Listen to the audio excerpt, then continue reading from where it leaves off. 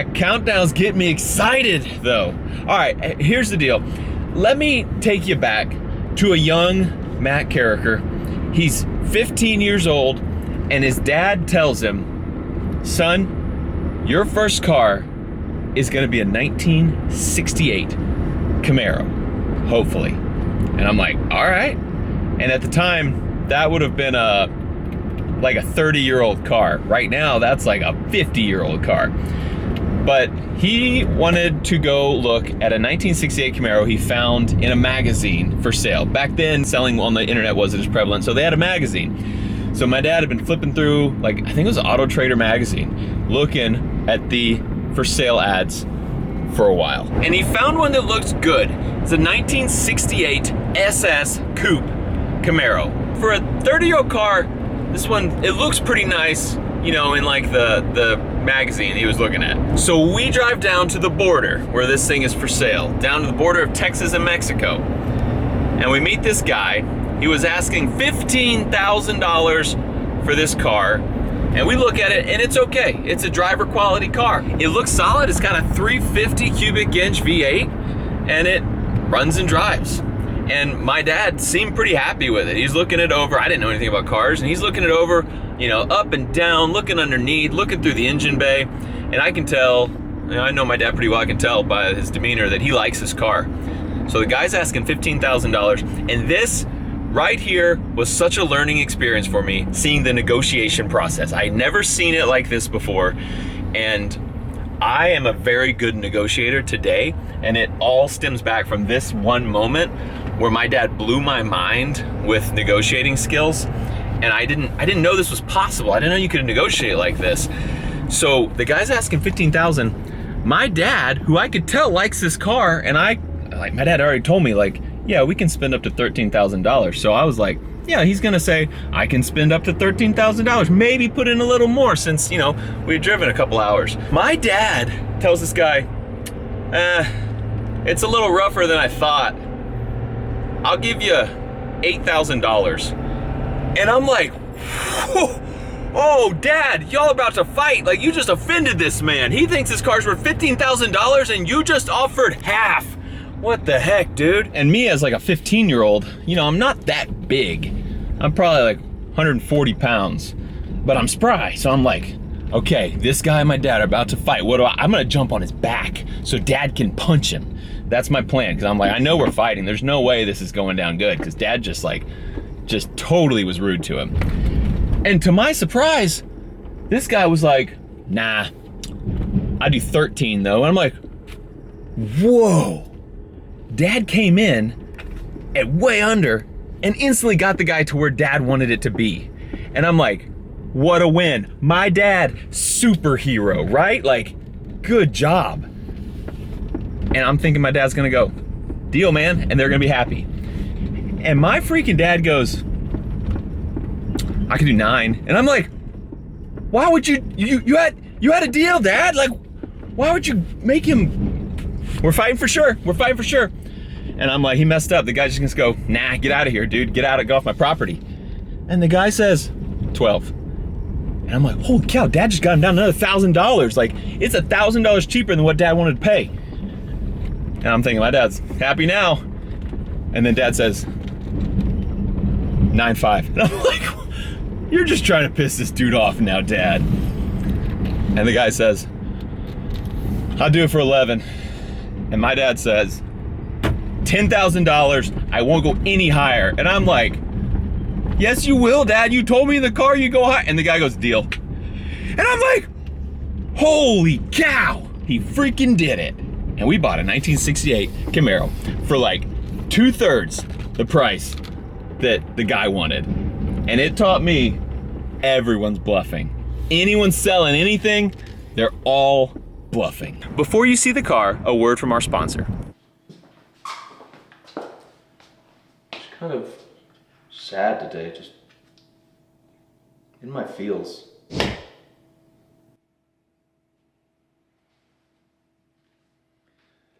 Because tonight will be the night that I will fall for you over again.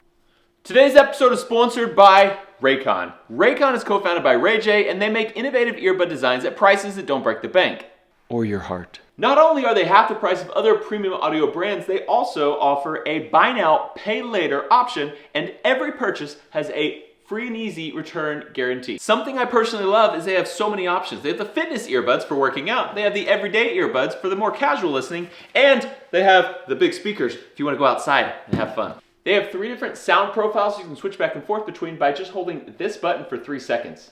I love the bass sound profile for my workouts. It really helps me up the intensity. Raycon's wireless earbuds, headphones, and speakers offer premium sound, useful features, an almost custom comfortable fit, and up to 54 hours of battery life. They are Siri and Alexa compatible and super easy to pair with your phone in just seconds. You can find Raycon in stores now at places like Kohl's or Walmart, but you'll get an even better deal when you use my link. Thanks again to Raycon for sponsoring this video. Are you ready to buy something small with a big impact? Go to buyraycon.com/offtheranch to get 15% off your Raycon purchase. That's BUYRAYCON.com/offtheranch.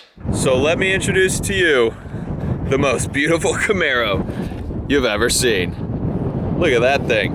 Dad, you said this is good to go, turnkey.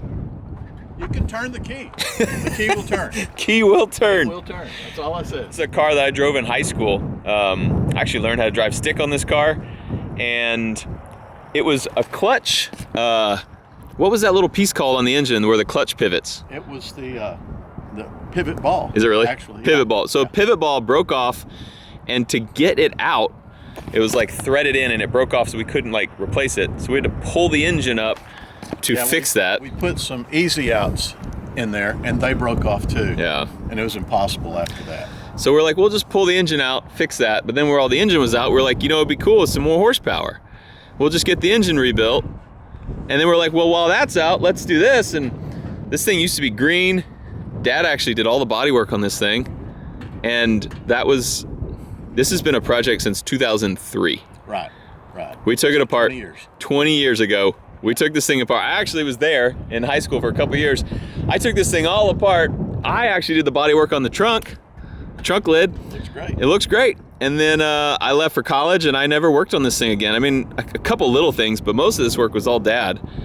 And it's just sat forever. Because I never came back to help him finish it. Well, we built 3 or 4 cars in the meantime. Around it. Yeah. So Dad was saying, I might sell the old Camaro. And I was like, I want the old Camaro.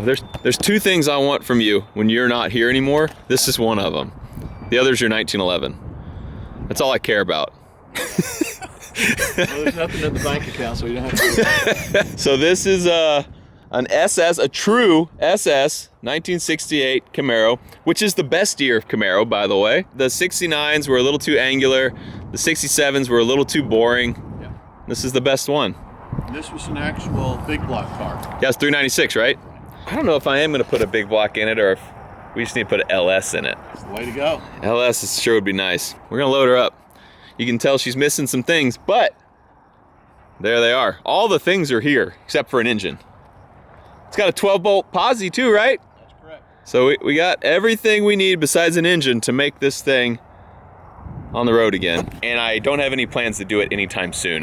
We're basically just getting it out of Dad's way right now. He's got Corvettes and stuff. This is the best trailer ever, and winches are awesome.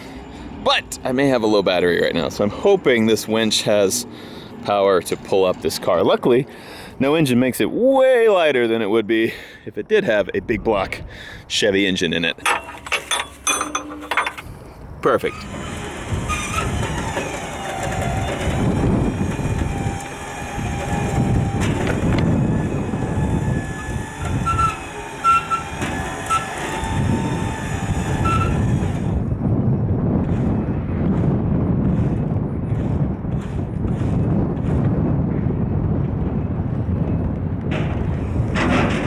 It looks good. What do y'all think about my new Camaro? First gen for life. Blacked out tail pan like the SS has had. I really don't know where I'm gonna go with this thing, like what kind of stuff we wanna do, if we wanna keep it pretty factory or get a little crazy. We could just put a big block in it and just make this a simple, classic old muscle car. Or we could make it kinda a little more retro mod. Put an LS in it or an LT in it. Black out all the chrome trim. There's also trim rings that go around all this stuff, I think. Looks good. I also really did dig the green color, and we could spray it again, get it green, but this paint does look good. There's a few nicks and stuff because it's, I mean, Dad painted it years ago and it's kind of just been sitting in the shop. So things have hit it in a couple spots. God, looks good. And of course, once it gets an engine, it'll sit down. Once you get nice wheels, it'll really have a good stance to it. That's my SS Camaro. We're gonna get her tied down. We're gonna unload all the other parts and everything, and we're gonna head home.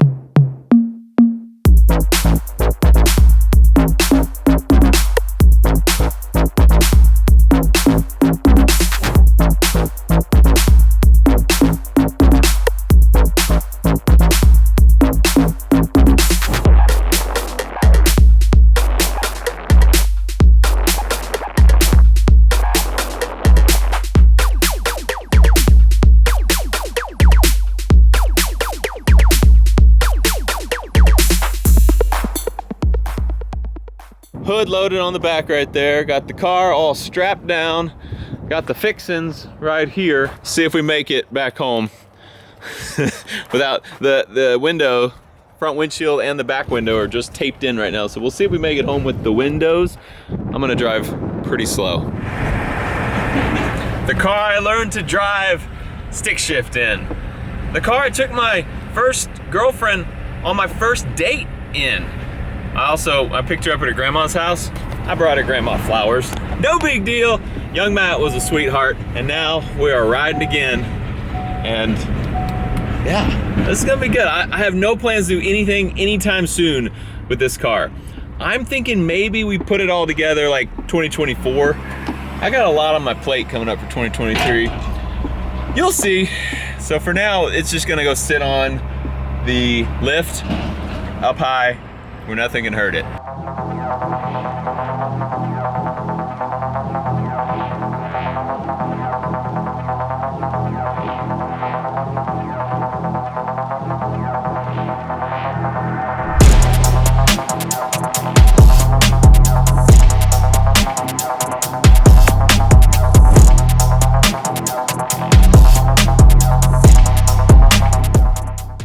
We got her home.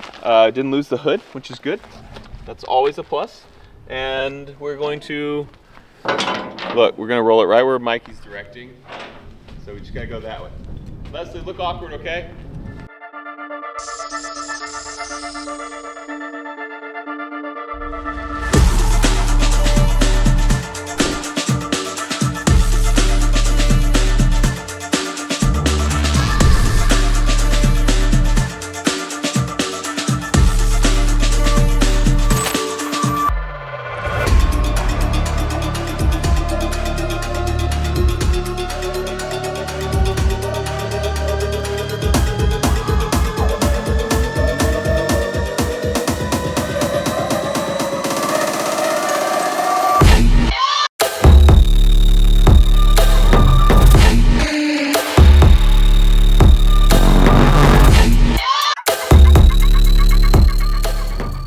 Talking about what engine.